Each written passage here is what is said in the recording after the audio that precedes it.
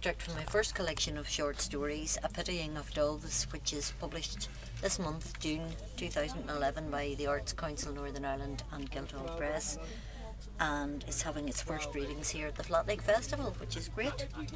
And this is an extract from one of the stories, Paddy Toll and the SAS. It was at the old mill that they were gathered as dusk fell when Francie walked by, a thin, dark figure hunched again in the wind, his scraggy hound at his heels. He walked quickly, hands shoved in the pockets of his red and black checked jacket, eyes fixed in the ground in front of him. Always the incessant muttering from between clenched teeth. He made no gesture or sign of recognition and expected none. They knew he had a can of Jessie dog food stuffed in one pocket and his rollies in the other. Greasy black strands of hair clung to his prematurely washboarded forehead, brows furrowed in concentration on the unknown, and always the litany, chanted, monotone, barely coherent. Lies, lies, lies. No one knew about what the lies were or who was telling them, or what they were about, except that it was clearly personal to Francie, from his aggrieved expression, his intermittent expulsion of globs of phlegm spat venomously towards the hedgerow. Paddy Toll's auntie said she'd heard Francie had been arrested in the border campaign of the 50s and held in Gough Barracks, Armagh, where they'd tried to break him. Evie's dad said that anyone with any wit whatsoever knew that Francie had never been right, born late in life to a single mother and reared by his granny until she died. The doctor had removed him from the deathbed where she had lain for days, and there'd been talk of an institution. Nothing came of it, and as he was legally an adult, he was left alone in the ramshackle cottage to live as he saw fit. His only relevant communication with the outside world was his daily visit to the shop, where he kept an order book for the tin of Jessie and the rolling tobacco, and occasionally a packet of plain biscuits or tea. These constituted the only known forms of nutrition for man and dog alike.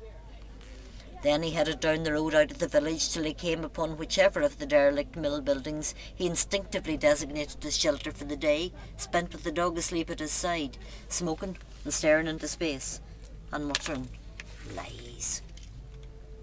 Sometimes too he stayed there all night, lost in a parallel world somewhere between waking and dreaming. But he wasn't that daft. Francie would know if there were strangers about. Whether he would tell you was another matter. What point would there be in asking him, Ronan mused, and if he did find the lucidity and told, no one would believe him anyway. Lies. Do you think would the Brits try to recruit somebody like Francie as an informer? Paddy greeted Lil's suggestion with contempt. They're dropping their own boys in. Professionals, have a bit of wit. What would Francie have to inform about? He's around the place night and day. He sees what goes on. And nobody takes any notice of him. And why is that, Lil? Because he's mental, right? He might be putting it on. He could be a tout. She looked round the group. A nod of assent would draw Evie and Ronan into the collusive power of her imagination. The implications of the word were too sinister to go unchallenged. There was a silence. Ronan spoke first. You would know an SAS man if you seen one. And I don't think they live in rollies and dog food. And how would you know, smart arse? They're not dressed like action man, you know. Lil was dismissive.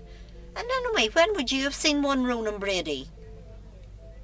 Evie knew embarrassment was making Lil aggressive. In the early days, the young soldiers would call into the village shop, Hearts and Minds. One of them, a young black cockney, had brought bars of chocolate for Paddy's older sister Marie and her friends and started up a conversation. He told them he'd been with the army in Aden. Marie had asked him if he'd ever killed anyone, and when he'd said no, she'd countered with, well, you can't be much good of a soldier then, can you? And the girls had gone off laughing, ripping the wrappers off the chocolate and throwing them on the shop floor as they went out. Soon after, the laughing had stopped. Paddy's brother Desi had disappeared over the border. Marie told people he'd joined the Irish Army. Ronan had asked which one.